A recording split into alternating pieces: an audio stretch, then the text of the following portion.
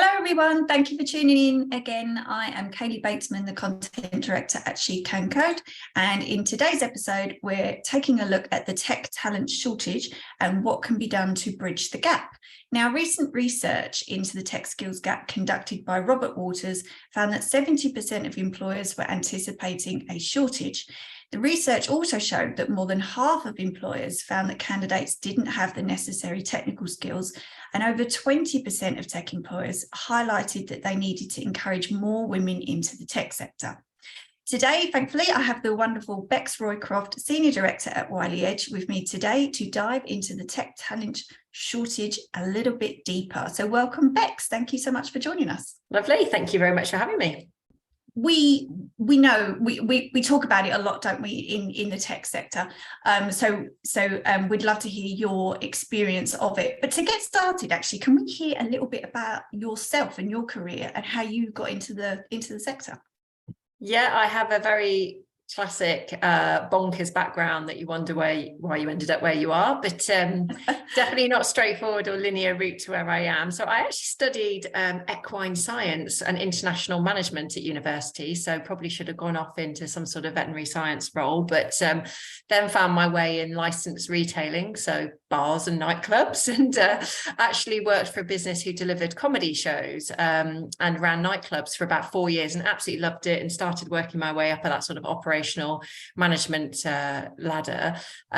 Very eye-opening trade to be in, but I think after 4 years of never seeing the light of day, to be honest, I found my way into recruitment, as everybody says. Totally fell into the staffing and workforce industry, and that was all the way back in 2006. So worked my way up from recruiter, technical recruiter, sort of internal recruiter, all the way up the sort of divisional management roles into account directors and business director, and now very, very lucky to be leading global teams delivering emerging talent and employee reskilling at Wiley Edge. So kind of landed up, I think, where I'm very passionate. I think very, very early on, quite a sort of driven female. I like to champion a lot of equality in the world. And I think I was very frustrated by that lack of diversity I saw in technology and management roles, frankly, and sort of all the way across C-suite and board, and decided that it was going to be a bit of a mission for me to try and see what I can do. So very lucky at Wiley Edge that we sort of do a hire, train, deploy program where we can actually affect that change. So yes, that brings me all the way to today. Yeah, and you must have a really interesting insight from the talent side as well. You must hear a lot and see a lot. And why do you think the tech sector then has a skills shortage? To be honest, it's very, very complicated, but at the core, really, it's just a supply and demand issue. There's been such a dramatic change over the years in the types of roles that are being filled by people. And if you look at stats from sort of the World Economic Forum, they're going to estimate that over 12 million new jobs are going to be created and many displaced due to all the changes in things like artificial intelligence, which you look back, that just wasn't around a number of years ago. So it's putting a big strain on the types of roles that are needed. And really, the world is struggling to keep up with that pace of change and sort of training people and skilling people in time to sort of combat it. I think there's the UK Tech Nation report said that there was over 2 million technical roles released just between May 21 and May 22 alone. So just so much need within the market and fundamentally just not enough people to fill it. Yeah, and that change is always so interesting, isn't it? The jobs that come around and that come and go. I remember years ago when I was a reporter at ICE, used to work in storage and virtualization, and I remember the story was always virtualization, IT directors, they're going to be out of a job, and it was such a big thing at the time. It was such a change in technology, but it was actually freeing up more time for them to do different things, and new roles come up. And as you mentioned, things like artificial intelligence, things are moving even faster nowadays. It's incredibly hard to, not only to keep up with the roles, but also to inform younger people at school as to what those roles are and what types of careers they could go into as well. They don't hear about it, do they? Absolutely. I think that's a really good point. And when we look at diversity in the tech sector, I think there are a few fundamental root causes. If you look at things like the census data and the total number of grads coming into STEM, it's a really low number, across all people going into those STEM sort of subjects, in general, only sort of less than 1% are going into STEM. And of that percentage, it's about 80% that are male. So we're really struggling to get people in at at a sort of grassroots level into STEM. And I think, you've just touched on it. It's how do we influence at school and attract those young people? And actually, it's really timely because you've seen the news about Rishi Sunak. Is sort of the Prime Minister has said that he plans to ensure that all school pupils in England will study maths until the age of 18, because it's a world where data and statistics and they underpin everything that we do. So by letting children drop out so early from these STEM subjects, we're actually causing this knock-on effect further down the line. But there's also things around influence, which I found really interesting. Wiley Edge, formerly known as M3, actually did an amazing report into the diversity within young people. And what we found was that it's not just about typical marketing and social channels, but depending on your gender and your ethnicity, young people are more likely to be inspired by a variety of different means. So, for example, girls, it's typically other girls that they want to hear from, young women that will influence them the most. And we found that young Asians were typically more influenced by their family. So it's not just typical marketing and online means that we're going to be able to actually get to these young people in school. We've got to look at all the different channels that they're being influenced by, which obviously makes it incredibly complex and not just a problem for the schools to be able to tackle. Yeah, oh, that's so interesting that different influences from different places. Because I was going to ask you next, what more do you think needs to be done to close the gap? But I think that's definitely the starting point, isn't it? Going into schools, that visibility and just understanding, as you said, that not everybody is influenced by something they see on TV or a speaker coming into a school. It's so many different avenues to reach enough talent, I suppose. Yeah, so obviously, if we can tackle it really early on, that's a really big thing, and really welcome with the Prime Minister's sort of plans for that, and really, really hope that we can start to see the tide of change. But I think then you look at kind of employers, and we have to take a lot of responsibility when we get to the employer level. And, businesses are used to that now culture of we need somebody to do this role right now and we must fill it. So therefore they rely on looking at too many senior level hires. And we found that for every one no experience role advertised, there were 8 senior roles advertised. So just the opportunities for people with less experience or emerging into those roles, they're really impacted. So that's a real challenge that we need to look at. And that comes down to employers understanding that there simply, with this supply and demand issue, aren't going to be enough people with the right skills at the right time. So they have to look at building alternative routes and strategies. And the two that we talk about, which is obviously what our business is founded upon, is emerging talent. So creating your own talent pools of candidates that are specifically trained in those skills for the role. And the other one is upskilling and reskilling your employees. So looking at your own employee base and saying, how can we evolve the people that we already have for those skills of the future and those roles of the future? So those two strategies alongside your typical recruitment will help to close the gap. But obviously within that, we need to start addressing some of those barriers around diversity, equity, enabling more women in the workplace, and those that may be, carers or guardians. How do we make these roles sort of more attractive for those individuals as well? And then that comes a whole new host of problems, doesn't it, when you start talking about flexibility and sort of what women require in the workplace quite often. Yes, and that feeds into as well coming back into the workplace, because you're just saying they're upskilling your current employees and utilizing them better, and just that feeds so much into those coming back from maternity leave. And as you mentioned, carers. I only spoke to a lady yesterday who said we had a lot of people during the pandemic who went on maternity leave in sort of February, March 2020. So whereas the rest of the company had managed to muddle through the pandemic and figure out flexible and hybrid and everything, the ladies that were coming back from maternity leave, sort of a year or 2 years later, this was incredibly alien to them, that they'd come back to the same company that was functioning completely differently. So she said, our company had to do quite a bit of work to ensure that we didn't, lose those ladies, that they were valuable talent, and how to work with them to ensure that we just, either transferred skills or just made sure that the company still worked for them. Yeah, absolutely. I mean, I've very recently come back from a maternity, but I say very recently, he's 10 months old now, but it's challenging coming back from maternity, let alone coming back into a totally changed landscape of the working world. And I think, that's really difficult. But what I would say to especially females coming into the market is there is such a huge demand for females and diversity within the workplace, because of all the statistics and research that prove that diverse organizations outperform those that are less diverse because of innovation and creativity.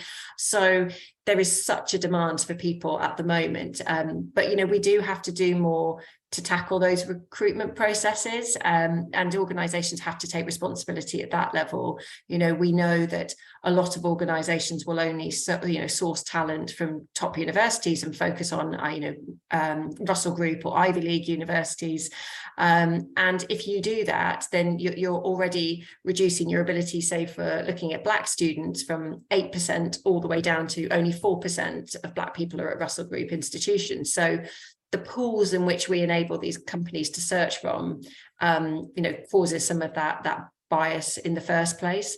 And that's where people like Wiley Edge, we make sure we cast our net incredibly wide.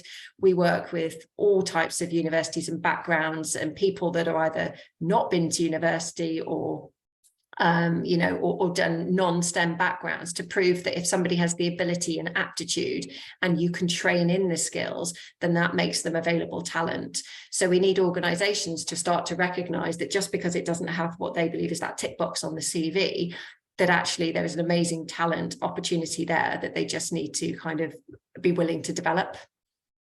Yes. Yeah. Instead of expecting the perfect candidate to turn up with everything you need, the elusive, highly skilled tech graduate that employers are looking for and can't seem to find, and just working with them to skill them up. You mentioned they're widening the talent pool, which is a great point. And what else do you think companies can do to improve their recruitment processes? So I think the first is about, which you've just touched on, is actually recognizing that taking talent who are 60-70% of the final article that you're looking for actually can reduce the cost of hire, because they're not looking for the premium salaries. It increases the loyalty to the employer, because it allows somebody to feel invested in, and they typically will stay longer if they've been trained than if you're sort of hiring in at that top level. And it opens up that talent pool, which means you're actually looking at talent that the competition potentially aren't looking at. We then need to look at things like removing universities from the CV, or working with companies just to understand that, regardless of the university background, it's about the skills that they bring. So what we try and do is do skills first processes, around the recruitment, to prove that aptitude and ability of those individuals. So, for example, the tests that they passed, or the coding that they've done, or the courses that we've trained them in, and really promoting that side of it, as opposed to allowing a kind of client to fixate on the CV, which, as we all know, you can write anything in a CV and it doesn't necessarily mean it's true. So it's proving those skills and ability, and giving those companies the confidence that that talent will be successful in the role. Yes. Yeah, you're correct. And I think as well, you're right in the sense that you can write anything on a CV and you need to prove it. I think as well, we don't really sing our praises enough on a CV. I think unless somebody's really taught you how to shine, it really doesn't come across. And I think a lot of people probably miss out on opportunities because They haven't had a few, skills shown to them on how to really, highlight what they can do. And they probably just get, cut from the list quite soon, just because of the CV. Definitely. And I think there's also a cultural difference between men and women as well, which is about our confidence in applying for a role. Quite often women will see a job spec and say, oh, well, I don't meet 85-90% of that role criteria, therefore I'm not going to apply. Quite often male counterparts may look at that job spec and say, well, great, well, I hit at least 60%, therefore I've got to be in with a shot, and they'll apply. So there's just a cultural thing within us that stops us from the kind of, self-promoting, and women are not as good at self-promoting as men are. So we have to kind of recognize some of that in our own when we're looking for jobs, ourselves when we're looking for jobs. But I do think as well, there is such that demand that we've talked about at the moment. So I think, if people are looking to get into technology, like now is really the right time. Tech salaries are about 80% higher than non-technical jobs in the UK. So for example, for the same job at 62,000 in a technical role would be about 35,000 in a non-technical role at a similar level. So it's really highly attractive, and I want to make sure that young people are given that opportunity and awareness, as well as women, to recognize that this is a really good industry to sort of want to be in. I think a lot of organizations are also taking big steps. We're very lucky to work with some big organizations, household known names, that are running female only talent attraction programs at the moment. So there's a real swing post-pandemic, and there is a bit of a return to office trend. I think a lot of businesses are starting to sort of look at that, and that can negatively impact obviously women and people in a caring situation, or with big family responsibilities, from taking those roles. But it's been amazing to see. I don't know if you follow people like Jolie Brearley from Pregnant and Screwed, and Anna Woodhouse from Mother Pucker, who are championing all this government change around flexible working consultations. So there's a lot going on that I think will help enable women in the workplace and make technology even more accessible as an industry, because it has been quite male dominated. We're obviously recognizing that as an industry, and then I think with all of these movements going on in the background as well, I think it's going to become an easier sort of industry to access.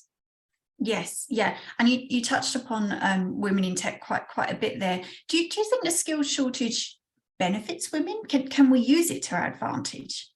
Yeah, absolutely. I think for some of the reasons I just mentioned, companies are incredibly aware at the moment that they need to look at talent from all different sort of pools at the moment, because that supply and demand issues just mean they're starting to realize that there's just simply not enough sort of people to fulfill those roles. I think if you go back 20 years, graduate programs were very much these 1 or 2 year cyclical programs where you'd go and do modules across a whole company and learn everything from marketing to technology. There wasn't really such a thing as a tech only program, and the word emerging talent and even hire, train, deploy were things that weren't even around.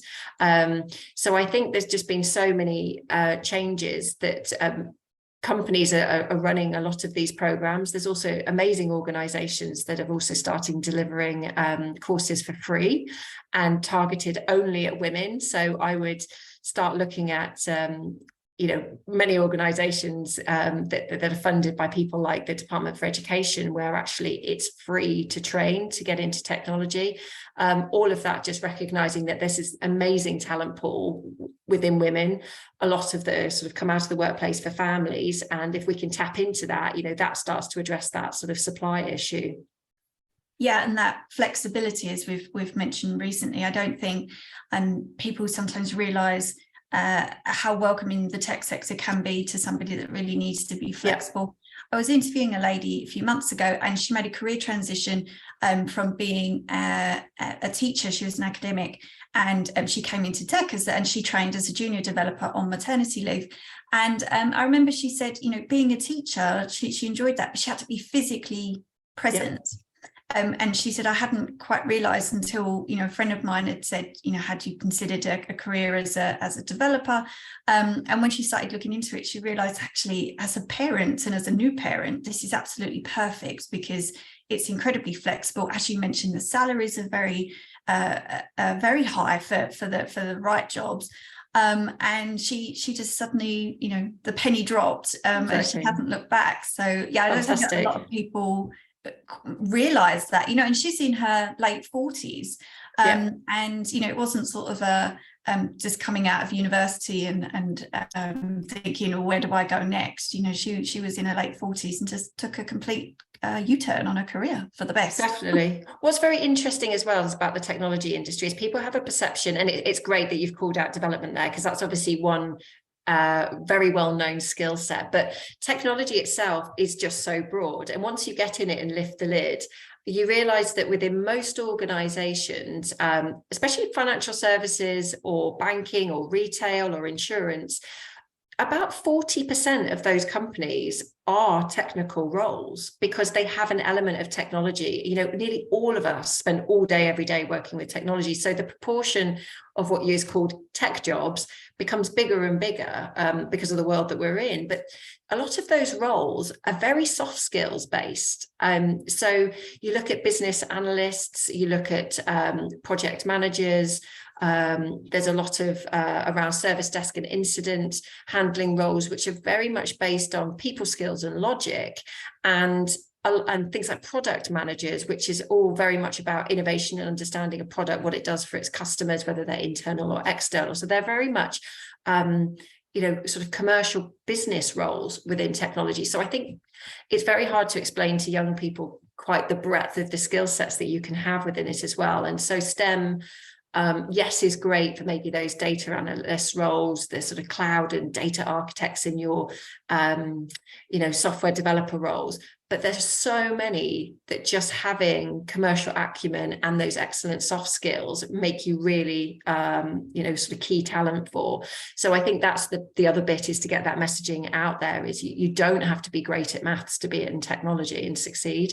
Yes, which is something you hear so often. You have to take a computer science degree whilst you're at university. You're never going to get into tech. Obviously, from the talent and recruitment side, you must talk to a lot of employers, as you mentioned there, about soft skills and technical skills. What do they say? What are they looking for? Do they hope to find those with the technical skills, or is it sort of 50-50 balanced with the soft skills as well? I'm not sure on the percentage that they look for, but just as a broad brush, I would say that most organizations say that soft skills are as important, equally as important as the technical ones.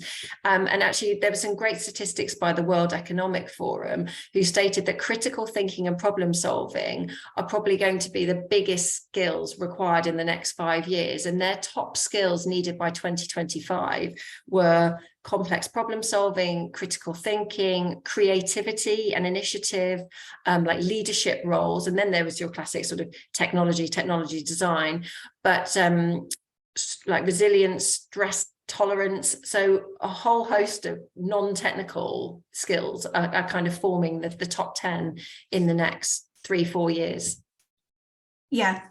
And so a lot of our listeners are first and second jobbers, and obviously I mentioned there that we do also have our ladies that are later into their careers. They might be making a career transition. What do you think potential candidates can do to stand out from the crowd, if they're either looking for say their first role in tech, or if they're transitioning into a new one? So I think it is tricky to get that first rung on the ladder, it really is. But I think the ability to learn and show aptitude is really important. So there are a lot of free resources out there. Once you have sort of identified the route you might want to go, and that might mean actually, sort of working out where you want to be is quite difficult. So using your network, talking to a lot of people, reading a lot of different job specs, can help you understand where you may fit roles, and then look at the ability to learn, because there are so many transferable skills. There are a lot of that are online and free resources that you can do. And yes, it's a time investment, but we've talked about companies are offering entirely free coding, from the ground up, brand new to coding, and teaching you for free. And there's some women only organizations out there. As you said, they're the sort of charitable organizations, but also there are a lot of cheap certifications that you can do as well. If you want to look at, say, project management or business analysts, you can go online, do self-paced learning, do it in your own time, and get some of those credentials on your CV, which then shows that not only are you passionate and driven about what you want to do, but you have got a base level of ability to learn and have those skills. And that makes you quite attractive to an employer. There's a lot of resources on places like YouTube and Google, and a lot of organizations put out free information out there as well. It's interesting you said there about that showing you have that ability to learn, and that continual learning as well, I think is something that's the mindset of somebody within the tech sector. It moves so fast. Yeah, it does. That you go off and you do your own personal learning, even if it's supported by your employer or not, and that's so valuable to have on your CV, because that's the mindset of we mentioned developers, for instance. They're always keeping up with what's next.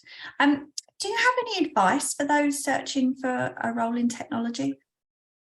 Yeah, so I guess my takeaways would be resilient. If you're looking to career shift, a new role is definitely not going to happen straight away. So it's going to take some time. We've talked about the ability to sort of show that you're committed through that sort of training piece. I think make sure you're active on platforms like LinkedIn. You can have your settings set to show that you're actively looking for roles so that recruiters can find you. Get registered on job boards and get sent job alerts. I would definitely recommend looking at some of those free coding courses as well, that obviously plenty of organizations out doing that. Look at hire, train, deploy companies such as Wiley Edge, where you get paid to train, so they'll take you through that sort of skills matching piece. Look for your aptitude and ability. They'll send you on training courses. Typically someone like Wiley Edge, we're a little bit unique in that we actually pay people through that training period, but at the end of it, hopefully you're deployed. But you may have to be more open to sort of like the type of industry and the type of role. So I think compromise is important. Just getting that first door open is important, because as with anything within organizations, once you get your foot in and people can understand your experience and capability, then it's easier to move around. So I think being open-minded, and you've touched on it already, but I think even once in a role, it's absolutely essential to stay relevant. And there's a lot of statistics out there that prove that by staying relevant and upskilling, you're also guaranteed to continue to increase your earnings above average. So I think training, as you've touched on, is just going to be fundamental to all of it. Yeah. I'm going to throw you a slight curveball, but is there any advice that you wish somebody had told you before you joined the tech sector? Is there anything sort of, now you're working in tech that you thought, God, I wish somebody had told me that?